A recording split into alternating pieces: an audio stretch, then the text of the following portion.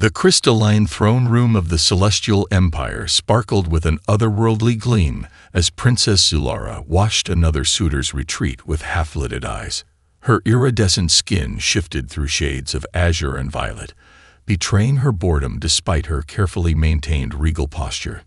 The Quantum Lord from the Andromeda Alliance had lasted precisely 12 minutes and 37 seconds, not even close to the record. "Your Highness," Grand Counselor Vex's voice carried a subtle tremor of desperation. "That was the 301st candidate. Perhaps if you had allowed him to finish his presentation about quantum harmonics." His understanding of dimensional physics was flawed.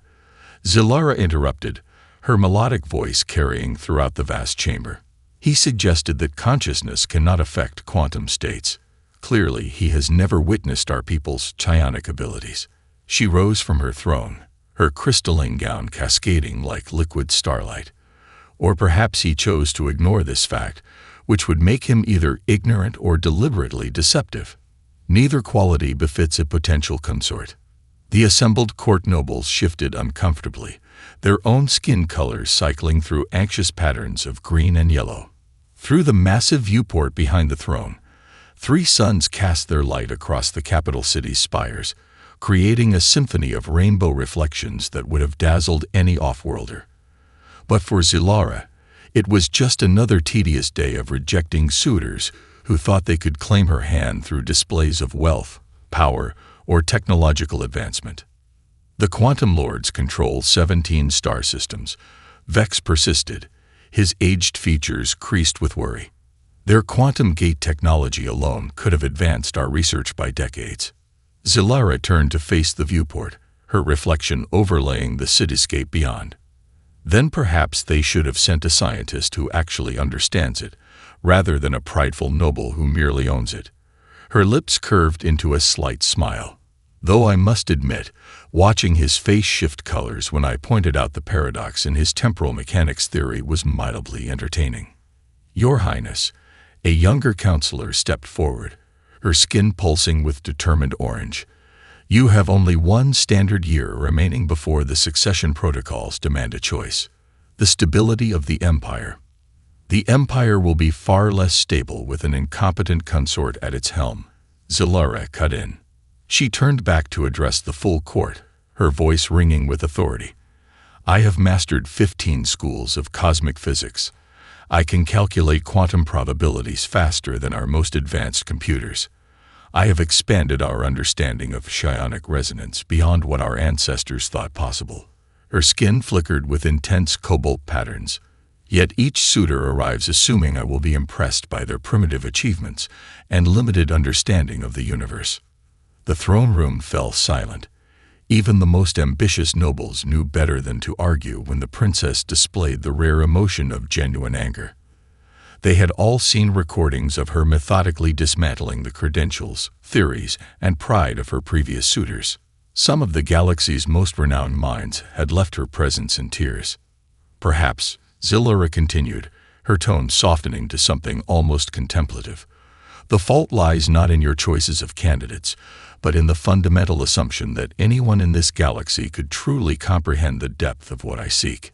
She settled back onto her throne, her gown arranging itself in perfect geometric patterns. "Until I encounter someone who can surprise me, who can show me something I haven't already calculated and classified, I see no reason to lower my standards." The court took this as the dismissal it was, filing out of the throne room in a procession of shifting colors and whispered concerns. Only Grand Counselor Vex remained, his ancient eyes fixed on the princess he had watched grow from a precocious child into this formidable woman. "The next candidate arrives tomorrow," he said softly, "a representative from a newly spacefaring world. Perhaps." He trailed off, knowing better than to offer false hope. Zilara didn't bother to respond. Her attention had already turned to the data streams flowing through her neural interface, analyzing the latest discoveries from the Empire's research institutes. Whatever primitive species had finally achieved basic space travel could hardly offer anything to interest her. She had no way of knowing that humanity's first diplomatic representative was about to prove her gloriously, catastrophically wrong. Jack Miller stood before the massive crystal spires of the Imperial Palace, his worn leather jacket catching the light of 3 suns. Behind him, the Earth diplomatic shuttle, a vessel that would have been impressive on his home planet, but looked like a child's toy compared to the sleek Lumini ships, powered down with a humble hum. "Sir," his AI assistant chirped in his earpiece, "you're violating 37 different protocols just by wearing that jacket." The cultural briefing specifically mentioned. "Mute notifications." "Lucy," Jack replied, adjusting his collar. The former Special Forces operator turned cynoanthropologist had spent the last 6 months studying every scrap of information about the Celestial Empire. The jacket wasn't a mistake. It was a calculated move. The Lumini guards approaching him shifted through shades of alarmed purple, their crystalline armor catching the light. Their leader stepped forward, skin pulsing with authoritative patterns.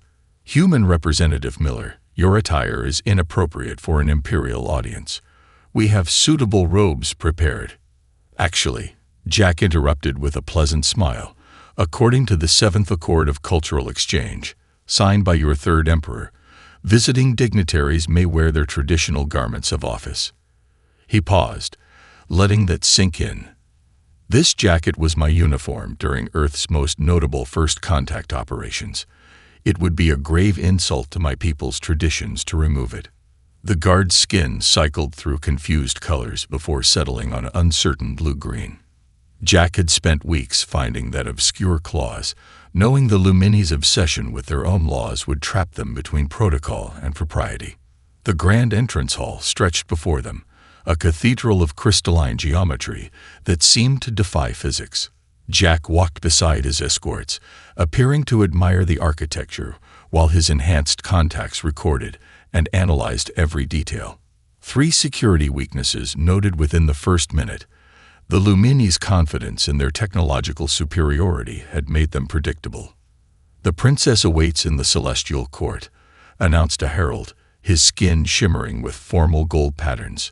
"You will bow 3 times, present your credentials, and—" "Has anyone ever told you," Jack interjected, "that your security field harmonics are visible when they intersect with the crystal matrices?" He pointed to a seemingly solid wall. "Like there, and there. Fascinating pattern recognition opportunity." The herald's skin blanched to pure white. The guards tensed, hands moving to their weapons. Jack had just casually mentioned a classified defense system that most foreign dignitaries weren't supposed to notice, let alone understand. The massive doors to the celestial court swung open, revealing a chamber that dwarfed Earth's greatest cathedrals. Hundreds of Lumini nobles lined the crystalline walls, their skin colors shifting in waves of curiosity and disdain. At the far end, Princess Suitor sat upon her geometric throne, her expression one of practiced indifference. Jack walked forward, ignoring the whispers about his primitive appearance. He stopped at the precisely calculated diplomatic distance, then did something that made the entire court gasp. He smiled. "Your Highness," he said, his voice carrying easily through the perfect acoustics, "I'm going to skip the 3 bows, if you don't mind. My research suggests they were added to protocol only 80 years ago by a particularly insecure minister who wanted to make foreign dignitaries look awkward." Zillara's skin flickered with surprise before she could control it. She leaned forward slightly, her first show of interest in a diplomat in years. "You dare to ignore our sacred traditions." "Sacred traditions that are younger than my leather jacket." Jack raised an eyebrow. "I think we both know the difference between genuine cultural respect and artificial barriers created to maintain an illusion of superiority." The court erupted in shocked murmurs. Guards stepped forward, but Zillara raised a hand to stop them. Her skin had shifted to a shade Jack had never seen documented, something between curiosity and challenge. "You come before us without grand ships, without displays of technological might, and then you have the audacity to critique our protocols." Her voice held something new, a question rather than a dismissal. Jack shrugged. the gesture deliberately casual. "I came to establish diplomatic relations, not to impress anyone. Though I have to admit," he glanced meaningfully at a particular crystal formation near her throne, "your quantum encryption protocols are impressive, even if they're about 3 generations behind where they could be." For the first time in years, Princess Suitor felt something she had almost forgotten: genuine uncertainty about what would happen next. The Imperial Garden's crystalline flowers chimed softly in the evening breeze as dignitaries gathered for the Celestial Empire's most prestigious diplomatic event, the Gala of 3 Moons. Holographic constellations danced overhead, recreating star maps of every represented civilization's home systems. Princess Suitor stood amid a cluster of admirers, her gown refracting light in impossible patterns. She had just finished explaining a complex theory of stellar dynamics to an Andromedan ambassador when she noticed something odd. Jackson Miller was winning at Stellar Dominion. The ancient strategy game, played on a 3-dimensional board of light and shadow, had stumped every foreign visitor for the past century. Yet there sat the human, his leather jacket still defiantly present, calmly maneuvering his pieces against Grandmaster Vex himself. "Impossible," muttered a noble nearby, his skin shifting through patterns of disbelief. "He's using completely illogical moves." Indeed, Jack's strategy seemed to lack any coherent pattern. He placed pieces in seemingly random configurations, ignored obvious advantages, and appeared to be losing badly, until he wasn't. "Fascinating approach," Jack commented, sliding a piece into what appeared to be a vulnerable position. "You're using the 7th Dynasty's preferred opening sequence. Beautiful, historically significant, and entirely predictable." Vex's skin flickered with irritation. "This sequence has won thousands of matches. Against players who share your cultural context," Jack interrupted, moving another piece. "But I'm not playing with your cultural assumptions. Checkbind." The surrounding crowd gasped. Vex stared at the board, his skin cycling through shocked colors as he realized his defeat was now inevitable. Centuries of traditional strategy had just been undone by what appeared to be chaos. Suitor found herself drawn closer, her carefully maintained expression of indifference slipping. "Explain your strategy," she commanded. Jack looked up, meeting her eyes with that infuriating smile. "I'd rather explain yours, Your Highness. Would you care for a match?" The garden fell silent. No one had dared challenge the princess to Stellar Dominion, since she had mathematically proven her superiority at the game 5 years ago. "You wish to lose so publicly?" Suitor asked, though she was already taking the seat Vex hastily vacated. "I wish to have an interesting conversation," Jack replied, resetting the pieces. "And games often reveal more truth than formal talks." What followed was unlike any match the court had ever witnessed. Suitor's moves were precise, elegant, following complex patterns that had been refined over generations. Jack's responses seemed random until they suddenly revealed devastating combinations. "There," he said after her 4th move, "that sequence shows an artistic soul hiding behind mathematical precision. You don't just play to win, you create beauty in the process." Suitor's skin rippled with surprise. "You cannot discern such things from a simple game strategy." "Can't I?" Jack moved a piece to an unorthodox position. "Every choice carries personality. Your moves show someone who has mastered the rules so completely that you're quietly frustrated by their limitations. You want to create something new, but tradition holds you back." The princess's hand hesitated over her next piece. For the first time in years, she felt exposed, seen in a way that all her careful defenses had failed to prevent. "And what do your moves reveal, human?" she asked, trying to regain her emotional equilibrium. "That chaos and order aren't opposites, they're partners in a greater dance." He shifted another piece, and that sometimes the best way to understand a system is to step outside it completely. Checkbind. Suitor stared at the board, her skin cycling through colors of disbelief. He had won, using a strategy that no traditional analysis could have predicted. But more disturbing than the loss was the revelation that came with it. This human had seen through her carefully constructed walls and recognized something she had hidden even from herself. "Most impressive," she said at last, her voice carrying an unfamiliar warmth. "Though your victory might be more satisfying if you stopped smirking about it." "I'm not smirking about winning the game," Jack replied softly. "I'm smiling because you finally stopped pretending not to be fascinated by something unpredictable." Around them, the court buzzed with shocked whispers, but neither player noticed. They were too busy studying each other, both realizing that a far more interesting game had just begun. The Imperial Council chamber hummed with tension as Princess Suitor paced before her crystalline throne. Her skin shifted through patterns of royal blue and gold, a display of authority masking her inner turmoil. 3 days had passed since the humans' victory at Stellar Dominion, and the court still buzzed with whispers about their match. "You cannot seriously be considering this, Your Highness," Counselor Vex pleaded, his aged skin pulsing with concern. "The triple trial challenge has broken princes and potentates. To offer it to a human, who has already proven himself more interesting than any of them," Suitor completed, her tone sharp. She stopped pacing, turning to face the assembled council. "Let us be clear. I'm not offering him the challenge. I'm ensuring he fails it."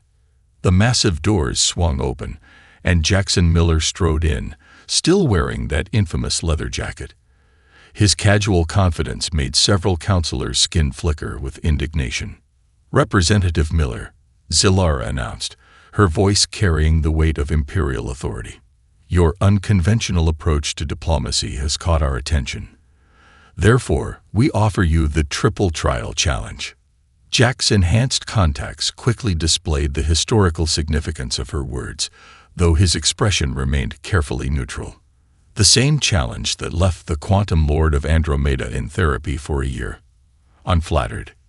The trials will test your physical prowess, mental acuity, and spiritual resonance," she continued. "No off-worlder has ever." "I accept," Jack interrupted, triggering another wave of color changes through the assembled council. "With one condition." Suitor's skin flickered with surprise before settling back to royal blue. "You dare to place conditions on an imperial challenge. According to the 7th Codex of Imperial Law, specifically the clause of reciprocal exchange, added by your 4th Emperor, challenge parameters may be negotiated if both parties agree." Jack's smile widened slightly. "I've done my homework, Your Highness." The princess's eyes narrowed. "State your terms. For each trial I undertake, you must participate in one human activity of my choosing." Jack held up a hand as the council erupted in protests. "How can you judge humanity's worth if you've never experienced our culture firsthand?"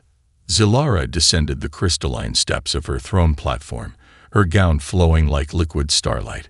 She stopped directly before Jack, using her slight height advantage to look down at him. "You wish me to debase myself with primitive customs." "I wish you to expand your understanding," he corrected.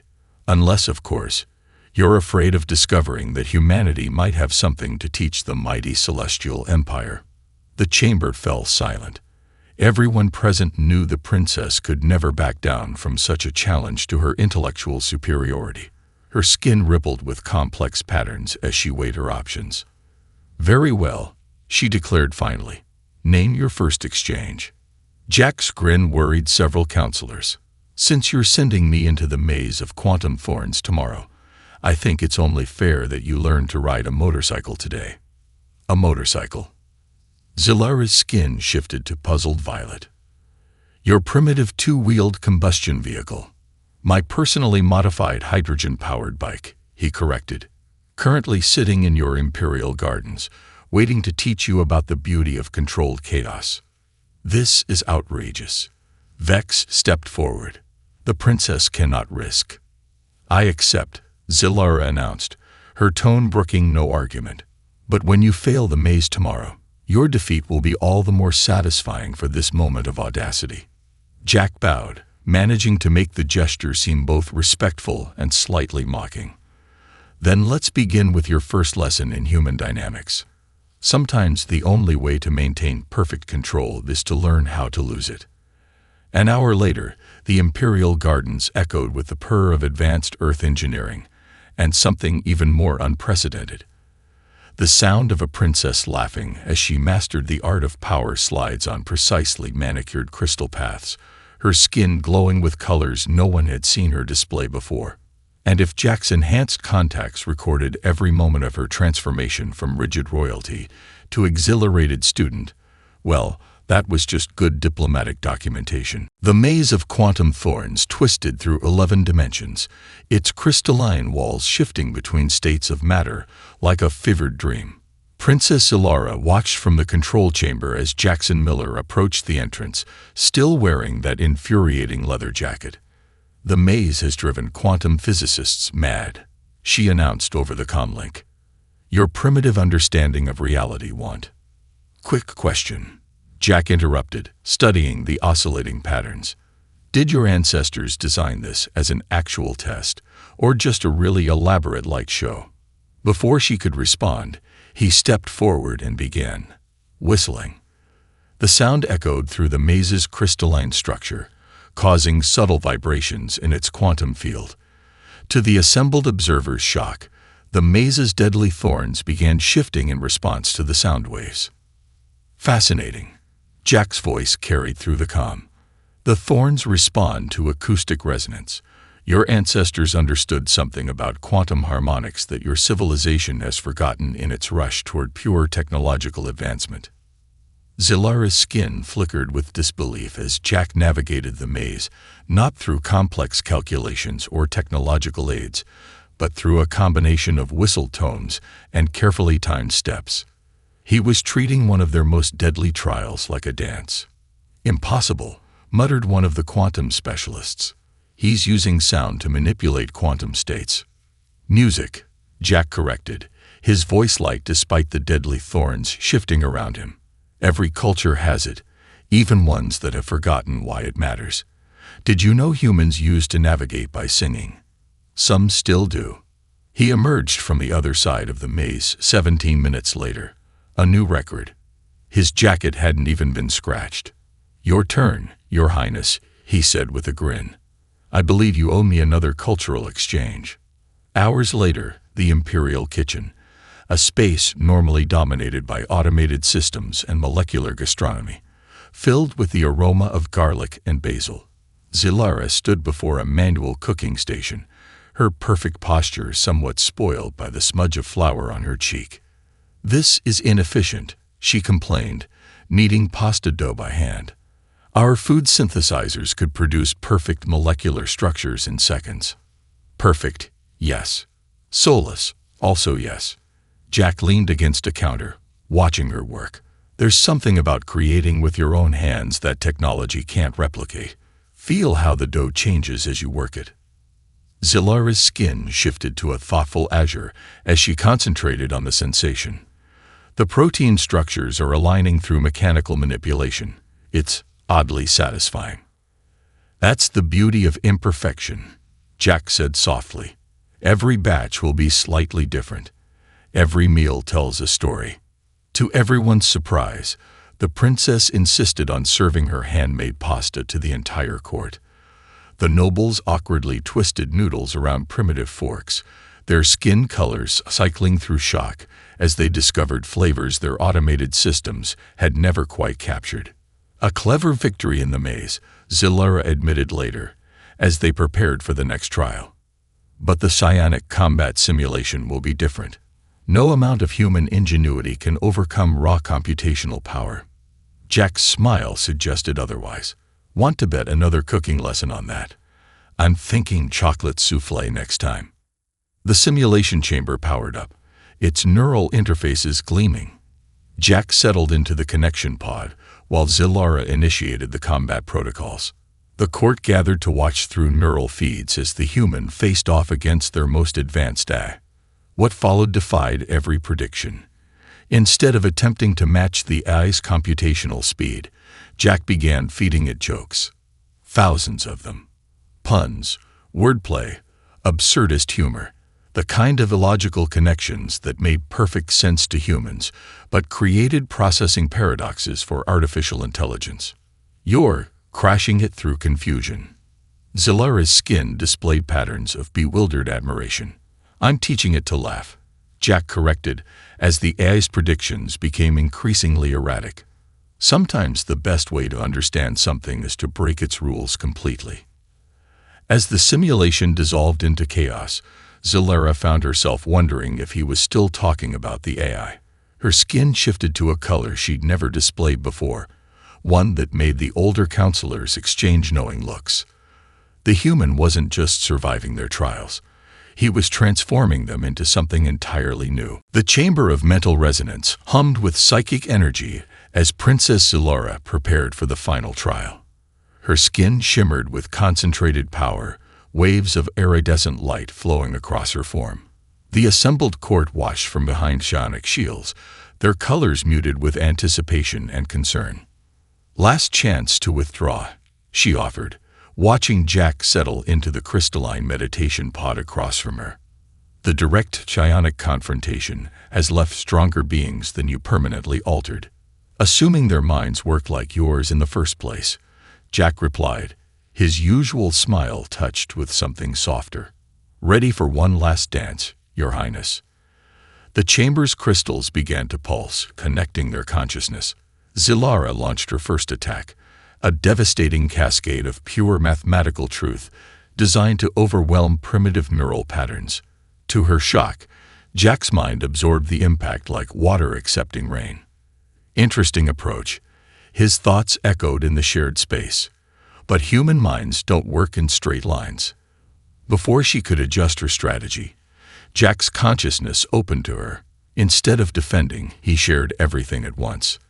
The taste of rain on summer sidewalks, the rhythm of jazz in a crowded club, children laughing at soap bubbles, the feeling of wind through fingers on a motorcycle ride, the swirling colors of Van Gogh's Starry Night. What is this chaos? Zilara's mental voice trembled as human memories and sensations washed over her. We call it life, Jack replied. His mind unfurled further, sharing the subtle mathematics of falling leaves, the fractal patterns of river deltas, the complex harmonies of whale songs. Your people master dimension and space, but you've forgotten how to simply experience existence.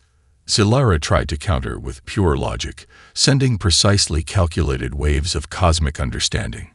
Jack responded with the emotion of seeing Earth's sunrise from space for the first time. Raw wonder tangled with scientific appreciation in a way her training never considered possible. Your defenses make no sense, she protested, even as her own consciousness began resonating with these new patterns. There's no structure. No. That's humanity's secret. Jack's thoughts danced with gentle humor.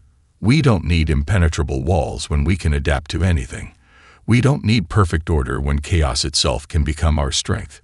He shared memories of human history, failures leading to breakthroughs, mistakes birthing masterpieces, limitations inspiring creativity. Each seemingly random thought connected to others in ways that defied logical analysis, but created a tapestry of meaning more complex than any single pattern. The court watched in amazement as the chamber's crystals began reflecting impossible colors. Zilara's skin shifted through shades never before seen in their species, her consciousness transforming as it struggled to process this new way of perceiving reality. How do you live like this? She asked, her mental voice filled with wonder. Feeling so much, accepting such beautiful disorder. The same way you learn to ride a motorcycle, Jack replied. By letting go of the illusion of perfect control and embracing the joy of discovery. The final barrier in Zilara's mind, the crystalline wall of imperial protocol and structured thinking, dissolved not under attack, but in acceptance of a greater truth. Her consciousness merged fully with the human experience Jack offered, and for one eternal moment, she understood everything her civilization had sacrificed in its pursuit of perfection. When the chamber powered down, tears of liquid light traced down Zilara's cheeks. Her skin rippled with colors that made the elder counselors gasp in recognition. the ancient patterns of their species first awakening to consciousness, not seen in 10,000 years. You could have overwhelmed my defenses at any time, she realized, her voice soft with understanding. Instead, you chose to teach. Jack stood on steady legs, apparently unaffected by an experience that had shattered most challengers. Teaching goes both ways, Your Highness. You just showed me how beautiful perfect order can be when it's ready to dance with chaos. The court erupted in confused discussion, but Jack and Zilara remained still, seeing each other truly for the first time. The trial's outcome would shake the foundations of their worlds, but in that moment, neither cared about anything except the symphony of understanding playing between their newly connected minds. The imperial gardens shimmered under twin moons as Princess Zilara walked barefoot through crystalline grass, her formal attire replaced by a simple robe. Her skin shifted through gentle waves of color, no longer constrained by rigid patterns of protocol. Behind her, the palace buzzed with preparations for the traditional victory ceremony, but she had slipped away, seeking silence. She found Jack in the same garden where they'd played Stellar Dominion, his leather jacket draped over a crystal bench as he gazed up at the stars. His enhanced contacts were offline, letting him see the night sky as it truly was. You should be preparing for your triumph, she said softly, stopping beside him. The victory ceremony is an ancient tradition. I forfeit, Jack replied without looking down. What? Her skin flashed with shock, cycling through patterns of confusion. But you conquered every trial. You mastered our challenges. You bent our rules. You reached into my mind and... I didn't conquer anything, he interrupted, finally meeting her eyes. I shared. There's a difference. Understanding dawned slowly, her skin settling into deep shades of midnight blue. You never intended to claim victory at all, did you? This entire challenge was a conversation, Jack finished. The longest, most elaborate, and most important first date in human history. His smile held no trace of its usual playfulness, though I doubt my superiors will appreciate that description in the official report. Zilara sank onto the bench beside him, her composed demeanor cracking further. In my mind, I saw, felt, so much. Your species embraces chaos, celebrates imperfection, finds strength in vulnerability, everything we've been taught to overcome. And in your mind, I experienced the beauty of perfect crystalline thought, the harmony of mathematical truth, the pure poetry of ordered existence, Jack replied. Neither approach is complete without the other. A comfortable silence fell between them, broken only by the chiming of crystal flowers in the evening breeze. Above, the stars seemed to dance between order and chaos, their ancient light both structured and wild. The court expects me to choose a consort who can match our civilization's achievements, Zilara said finally. Someone who can enhance our understanding of the cosmos. And instead you got a primitive human who makes pasta by hand and teaches quantum AIs to laugh. Jack's voice held gentle humor. Quite a disappointment. You showed me colors I never knew existed, she whispered. Not just in my skin, but in my mind. You taught me that strength isn't always found in mastery and control. Sometimes it's found in letting go, Jack suggested. Taking chances, making really awkward diplomatic incidents by teaching a princess to ride motorcycles through ancient gardens. Her laughter, once so rare, came easily now. Her skin rippled with joy in patterns that hadn't been seen in the Empire for generations. The Council will never understand. They don't need to understand yet, Jack said. They just need to see something they've never seen before. Their princess choosing her own path. Zilara stood, extending her hand to him. Her skin shifted through colors that somehow combined perfect symmetry with wild variation, a visual representation of their shared revelation. Then let's show them what happens when order learns to dance with chaos. Jack took her hand, but instead of rising, he gently pulled her back down beside him. First, there's something else I need to show you. Another human tradition. What's that? Sometimes, he said softly, The bravest thing we can do is simply sit quietly and watch the stars, letting the universe remind us how beautiful it is when precision and passion meet. As they sat together in the garden, the crystalline flowers chimed a melody that mixed mathematical perfection with natural randomness.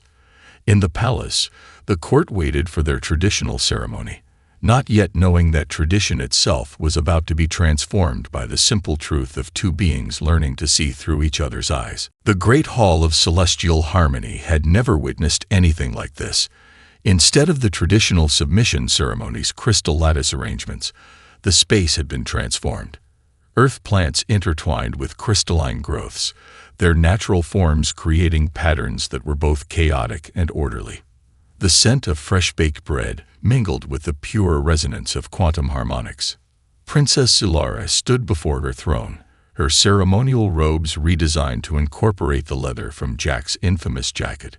Her skin displayed impossible patterns that merged mathematical precision with artistic freedom. Beside her, Jack wore formal Lumini crystal silk, the ethereal fabric somehow looking natural with his sturdy boots. The traditional ceremony demands that the victor claim their prize, Grand Counselor Vex announced, his skin showing confusion at the unprecedented arrangements.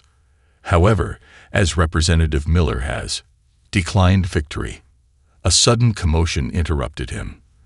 The massive doors burst open as a junior diplomat rushed in, their skin flashing urgent warning colors. Your Highness, the Quantum Lords of Andromeda have launched their fleet. They claim that allowing a human consort weakens the Empire and demand immediate intervention. The court erupted in panic, colors shifting wildly. But Suitor and Jack exchanged calm glances, a silent understanding passing between them. Actually, Jack said, stepping forward, this is perfect timing. Ready to show them what happens when human adaptability meets Lumini precision, Your Highness. Suitor's answering smile held newfound confidence. Initialize the defense grid, she commanded, but not the traditional protocols. Together, they approached the central control crystal. Jack placed his hands on the quantum interface nodes, while Suitor's consciousness merged with the defense systems. What followed left the court speechless. Instead of the usual rigid geometric formations, the Empire's defensive satellites began moving in organic patterns, inspired by Earth's flocking birds and swimming fish. The crystalline shields pulsed with frequencies derived from human music, creating interference patterns that confused Andromedan sensors. Impossible, breathed a military advisor. The quantum field calculations required for such fluid movements would take years to. Unless you stop calculating and start feeling the rhythm, Jack explained, his consciousness dancing with Suitor's through the defense grid. Like learning to ride a motorcycle or cooking without measurements. Sometimes you have to trust the flow. The Andromedan fleet, expecting traditional Lumini tactics, found their weapons scattered by shields that moved like waves, their formations broken by countermeasures that adapted like living things. Within minutes, they retreated in confusion. Suitor turned to address the stunned court, her skin radiating with newfound power. For 10,000 years, we sought perfection through pure order. We forgot that the universe itself is a dance between chaos and harmony. She took Jack's hand. Today, we remember that truth. The human has corrupted our traditions, shouted one conservative noble. Our perfect society was stagnating. Vex interrupted, his aged skin showing the ancient patterns of wisdom. I have watched for centuries as we polished our crystal walls higher, keeping out the very chaos that once inspired our greatest achievements. He bowed to the couple. Perhaps it took human chaos to remind us of our own forgotten truths. As if to emphasize his words, the crystal garden suddenly bloomed out of season, the flowers chiming with new songs that mixed mathematical harmony with natural randomness. Young nobles who had watched Jack's trials in secret began showing their own hybrid color patterns, embracing emotion alongside logic. I choose Jack Miller as my consort, Suitor announced, her voice ringing with authority. Not because he conquered our trials, but because he showed us a better way to grow. The Empire will no longer seek to perfect existence. She smiled at Jack, but to perfect our dance with it. The traditional submission ceremony transformed into a celebration unlike any in Imperial history. Lumini nobles attempted human dances, while Earth diplomats learned crystal weaving. The Great Hall echoed with laughter and quantum harmonics in equal measure. As the twin moons rose, Jack and Zulara slipped away to the garden where their story began. Their minds touched gently, sharing thoughts that needed no words. Sometimes the greatest victories come not from domination, but from learning to let go of everything you thought you knew, and trusting in the beautiful chaos of becoming something new together.